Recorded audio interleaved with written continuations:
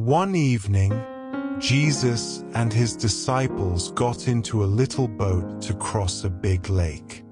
The sun was setting, and the water was calm. The disciples talked and laughed, happy to be with Jesus.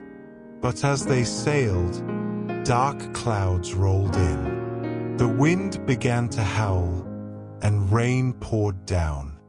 The waves crashed against the boat, tossing it up and down. The disciples were afraid. "Help! We are going to sink," they cried.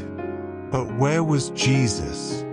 Jesus was asleep at the back of the boat. The disciples shook him awake.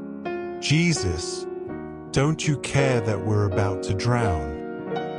Jesus opened his eyes and stood up. He looked at the storm and said, "Peace, be still." At once, the wind stopped. The waves calmed. The rain disappeared. The lake was as smooth as glass.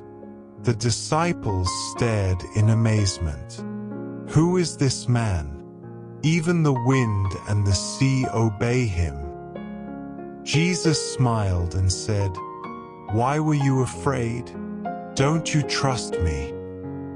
The disciples realized that Jesus wasn't just a teacher. He had power over everything, even storms.